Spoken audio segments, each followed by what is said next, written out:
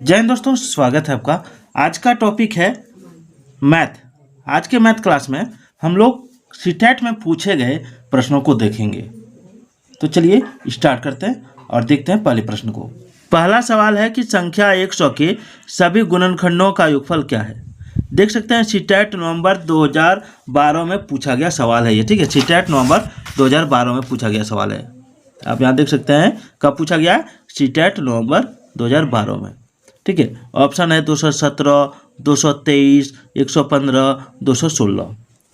देखिए 100 का सभी गुणनखंड हमको निकालना है, ठीक है। 100 का जितना भी गुणनखंड है वो सारे गुणनखंडों को निकालना है। तो 100 का गुणनखंड क्या क्या होता है उसको दिमाग में अपलोड कीजिए। 100 किससे किससे भाग लगेगा, तो 100 का गुणनखंड 1 भी होगा, ठीक है। 100 का गुणनखंड 2 होता है, ठीक है। 50 दूना 100। 100 का गुणनखंड 4 होता है, ठीक है। 25 चौका 100। 100 का गुणनखंड 5 होता है, 20 पंचे 100, ठीक है। 100 का गुणनखंड 10 होता है, 10 दशन 100। 100 का गुणनखंड 20 होता है, 20 पंचे 100, ठीक है। 100 का गुणनखंड 25 होता है, 25 चौका 100। और 100 का गुणनखंड 50 होता है, 50 दूना 100। और 100 का गुणनखंड 100 भी होता है। इसको याद रखिएगा, 100 गुना 1 करेंगे तो 100 आएगा, ठीक है। अब क्या करेंगे, 1 हो गया, 2 हो गया, 4 हो गया, 5 हो गया, ठीक है ना। 10 हो गया, 20 हो गया, 25 हो गया, 50 हो गया, 100 हो गया। आप सबको जोड़ेंगे। 1 और 2 कितना होता है, तो 3 होता है, ठीक है। यहाँ पहले जोड़ लेते हैं। 1 जोड़ 2 जोड़ 4 जोड़ 5 जोड़ 10 जोड़ 20 जोड़ 25, ठीक है। सुविधा अनुसार पहले इसको जोड़ लेते हैं, यहाँ पे 25 तक जोड़ लेते हैं। फिर हम 50 और 100 को अलग जोड़ के एक जगह करेंगे ताकि आपको समझ में आ जाए कि तुरंत कैसे जोड़ना है। तो 2 और 1 3, 3 और 4 7, 7 5 12, 12 और 10 22, 22 और 20 42, 42 और 25 कितना होता है, तो 42 और 25 अब इस तरह भी जोड़ सकते हैं। 5 2 7, 4 2 6, 67 हो गया। तो 67 हो गया, ठीक है। अब 67 और इसको जोड़ेंगे तो 150 हो जाएगा। अब 150 में 67 जोड़ देंगे तो 7, ठीक है। 6 5 11, 1 इसका आंसर 1, 217 हो गया। आंसर कितना आ जाएगा, 217, ठीक है। आंसर कितना आ गया, 217 हो गया। चलिए नेक्स्ट क्वेश्चन देखते हैं। अगला सवाल है संख्या 50 के सभी गुणनखंडों का योग क्या है। संख्या 50 के सभी गुणनखंडों का योग क्या है। तो 50 का गुणनखंड निकालिए। 50 किससे किससे कटेगा, 1 से तो कटेगा ही, ठीक है। 2 से कटेगा, 25 दूना 50 होता है। 3 से नहीं कटेगा, 4 से नहीं, 5 से कटेगा। 5 दशमलव 50 होता है कि नहीं होता है, सो पहले बोलिए।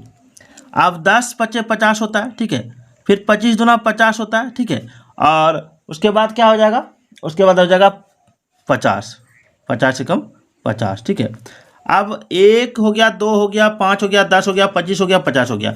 एक और तरीका आपको बता देता हूँ फटाक से जोड़ने का। 1 ऊपर लिखिए, 2 लिखिए, नीचे 5 लिखिए, 10 लिखिए, ठीक है। 25 लिखिए, 50 लिखिए। इसमें क्या होगा, जोड़ने में जो होगा आपको सुविधा हो जाएगा, ठीक है। तो 1 और 2 3, 3 और 5 हो गया आपका 8, 8 5 13 के 3 आ गया, 8 5 13 के 3 आ गया, ठीक है। और 5 और 2 7 और 1 8, इसका आंसर आएगा 9, 93 आ गया इसका आंसर। इसका आंसर कितना हो गया, 93। इसका आंसर कितना हो गया, 93, ठीक है। नेक्स्ट क्वेश्चन देखते हैं। चलिए अगला सवाल है 12 और 16 का, 16 है, ठीक है। हमें गलती से थोड़ा ओवर राइटिंग हो गया। 12 और 16 का न्यूनतम सारगुणज, ठीक है, न्यूनतम सारगुणज। और 10 और 15 का न्यूनतम सारगुणज को दोनों को गुणा करना है, ठीक है। बराबर क्या होगा, 12 और 16 का न्यूनतम सारगुणज गुना 10 और 15 का न्यूनतम सारगुणज बराबर क्या होगा। देखिए सीटेट नवंबर 2012 में पूछा गया सवाल है।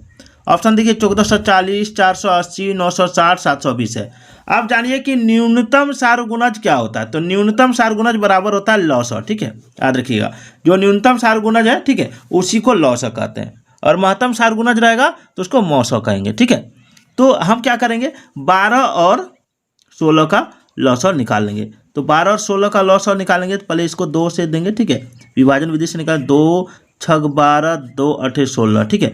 अब फिर इसको 200 देंगे, 2 3 6, 2 चौक 8, ठीक है। अब नहीं कटेगा, नहीं कटेगा तो 2 दूना 4, 4 3 12, 12 चौक 48 आ गया, ठीक है। इसको गुना कर देंगे आपस में तो कितना आ जाएगा, 48। तो 12 और 16 का जो, ठीक है, आपका न्यूनतम सारगुणज जो आया वो 48 आ गया। अब क्या करना है, 10 और 15 का, ठीक है। तो 10 और 15 का उसी तरह निकाल लेना है। तो 10 और 15 का उसी तरह जब निकालेंगे, ठीक है, 15 है यहाँ पे, तो ये 2 से नहीं लगेगा, ठीक है, 5 से डायरेक्ट लगेगा।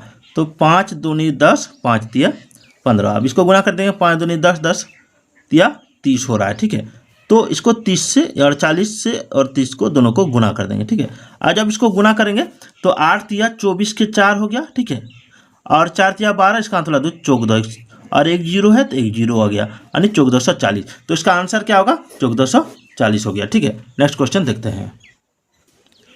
अगला क्वेश्चन है 5, 10 और 35 के सबसे छोटे सारगुणज और बड़े सारगुणनखंड का अंतर क्या है। देखिए, सीटेट जुलाई 2013 में पूछा गया था। 5, 10 और 35 के सबसे छोटे सारगुणज और बड़े सारगुणनखंड का अंतर क्या है। सीटेट जुलाई 2013 में ये सवाल पूछा गया है। ठीक है, तो इसको कैसे बनाएंगे, तो एकदम इजी तरीका है। पहले 5, 10 और 35 का जो लघुत्तम समापवर्तक है उसको निकाल लेंगे। ठीक है, तो देखिए सबसे छोटे सारगुणज यानी लघुत्तम निकलेगा, तो 5, 10 और 35 का।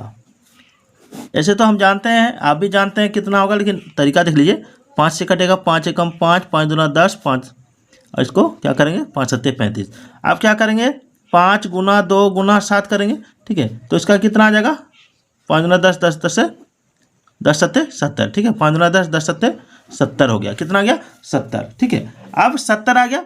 अब क्या कह रहा है कि बड़े सारगुणनखंड का अंतर, अंतर मतलब घटा होता है, तो बड़े सारगुणनखंड का जो अंतर होगा, ठीक है, वो क्या होगा। तो देखिए, इसका हमको HCF निकालना है। ठीक है, बड़ा सारगुणनखंड है यानी HCF निकालना है, तो 5 है। ठीक है, 5 से 10 को डिवाइड देंगे। ठीक है, तो 5 दूनी 10, यानी ये कट गया पूरा, यानी ये इससे डिवाइड हो जा रहा है। ठीक है, आप क्या करेंगे, जो मेरा 5 आया उससे 35 को दे देंगे।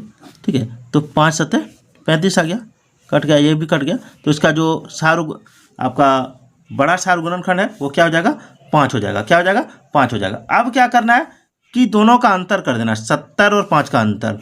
तो 70 घटा 5 कर देंगे तो कितना हो जाएगा, 65 हो जाएगा। 10 में 5 गया 5, एक यहाँ पर एक इसको दिए थे, एक दाई पेचा, 6, 6 का 6 आ गया, तो 65 आ गया इसका आंसर। इसका आंसर कितना आ गया, इसका आंसर 65 हो गया, ऑप्शन 4। ठीक है, चलिए लास्ट क्वेश्चन देखते हैं। लास्ट है, संख्या 105 के गुणनखंडों की संख्या कितनी है। संख्या 105 के गुणनखंडों की संख्या कितनी है। ठीक है, ये बहुत ही इंपॉर्टेंट है। ठीक है, तो देखिए सबसे पहले क्या करना है, 105 लिख लीजिए। 105 किससे कटेगा, 2 से तो नहीं कटेगा, 3 से कटेगा। क्यों, क्योंकि 5 और 1 6 होता है, तो 6 3 का पारा होता है। ठीक है, तो 3 तिया 9 और 1 बचा, 3 बचे 15, 35 से लग गया। अब 5 से कट जाएगा, 5 सत्ते 35। ठीक है, ये भी मेरा 7 एकम 7। तो यहाँ पर कितना आ गया, यहाँ पर आ गया 2, 5, 7, यानी 1, 2, 3। तो आंसर क्या हो जाएगा, आंसर हो जाएगा 3। ठीक है, तो वीडियो कैसी लगी एक बार कमेंट जरूर कीजिएगा इस तरह का वीडियो देखने के लिए। ठीक है।